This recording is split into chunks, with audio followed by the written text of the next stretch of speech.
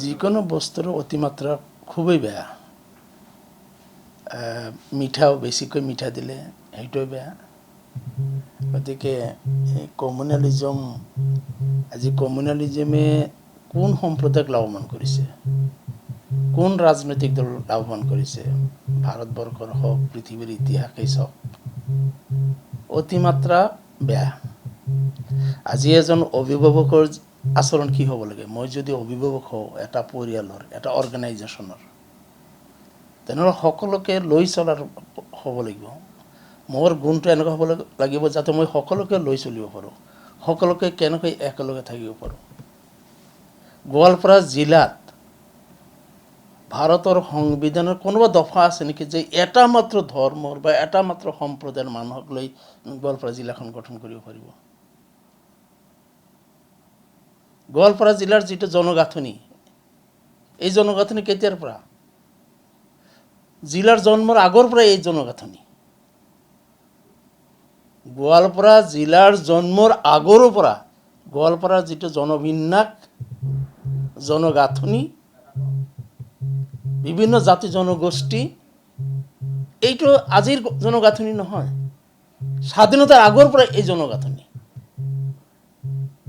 মন্ত্ৰী ডাঙৰীয়ে যিটো কথা কৈছে, গোৱালপাৰা জিলাক অপমান কৰিছে, এজন অভিভাৱক হিচাপে মুঠেও হ'ব নাপায়, সম্পূৰ্ণ অসাংবিধানিক কথা কৈছে। দুখ পাইছোঁ গোৱালপাৰা জিলাৰ এজন নাগৰিক হিচাপে, দুখ পাইছোঁ মই সেই জিলাৰ এজন প্ৰতিনিধি হিচাপে যে আমাৰ অভিভাৱক এনেকুৱা।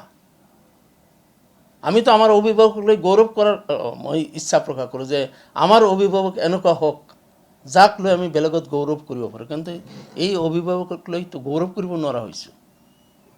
প্ৰশাসনিক অভিভাৱক যিজন, অসমৰ অভিভাৱক মুখ্যমন্ত্ৰী ডাঙৰীয়াক নিশ্চিতভাৱে ইয়াৰ অভিযোগ দিম। মই মোৰ দলীয় সতীৰ্থ বিধায়কসকলৰ লগত, আমাৰ বিধায়িনী দলৰ নেতা আৰু আমাৰ দলৰ সভাপতিৰ লগত আলোচনা কৰি নিশ্চিতভাৱে অভিভাৱক মন্ত্ৰীৰ বিপক্ষে অভিযোগ দিয়াৰ কথা ভাবিছোঁ। কাৰণ গোৱালপাৰা জিলাৰ সকলো জাতি জনগোষ্ঠীৰ মানুহে স্বাধীনতাৰ আগৰ পৰাই এতিয়াও মিলা প্ৰীতিৰ আছে। ক'ৰবাত কেতিয়াবা খুটখাট হ'লেও তেনেকুৱা ব্যাপক ৰূপ ল'ব পৰা নাই। মন্ত্ৰী ডাঙৰীয়াৰ ভাষণ সম্পূৰ্ণ অদৰকাৰী, অপ্ৰাসংগিক।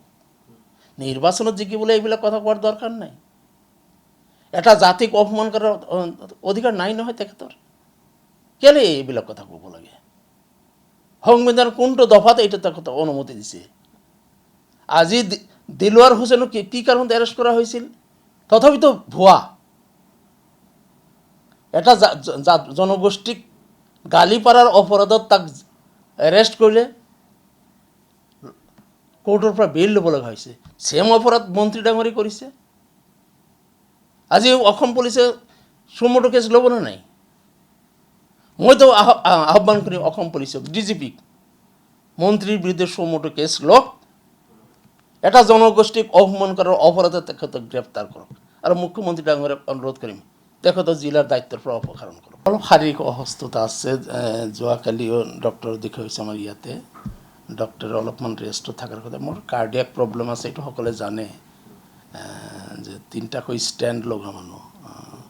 আৰু হঠাৎকৈ এইকেইদিন এছেম্বলিত কণ্টিনিউৱাছলি এছেম্বলি কৰাৰ পিছত হঠাৎকৈ দেখা গ'ল যে চুগাৰ মেক্সিমাম বেছি হৈ গ'ল, ক্ৰিটিনৰ অলপ প্ৰব্লেম। এই কথাটো লৈ হস্পিটেল দেখুৱালোঁ। ডক্টৰো অলপমান কিছে, তথাপিতো সভাপতি মহোদয়ে মোক নিৰ্দেশ দিছে মই মোৰ সতীৰ্থ যিবিলাক বন্ধু বান্ধৱী আছে তেওঁলোকক যিমানখিনি পাৰোঁ ফিল্ডত পঠিয়াই কাম কৰাই আছোঁ।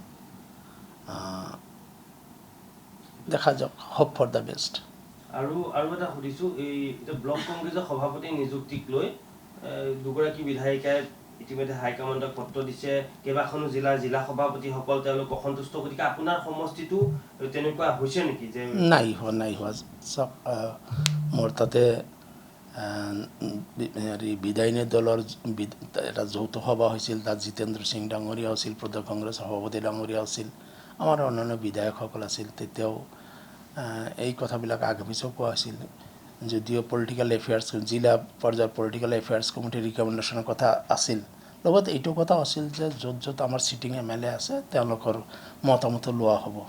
গতিকে আপোনাৰ লৈছে তাৰমানে হয় মোৰ মতামত কিন্তু দুগৰাকী বিধায়কে অভিযোগ দিছে যে সেইটোক লৈ মই নাজানো কিন্তু কথা হৈছে যে চাওক গণতন্ত্ৰত প্ৰত্যেকৰে কথা কোৱাৰ অধিকাৰ আছে মত ব্যক্ত কৰাৰ অধিকাৰ আছে মত সেইটো লিখিত হওক মৌখিকে হওক কিন্তু দলীয় আভ্যন্তৰীণ কথাটো মিডিয়াত অহাটো এইটো সমৰ্থনযোগ্য নহয় এইটো ঠিক নহয়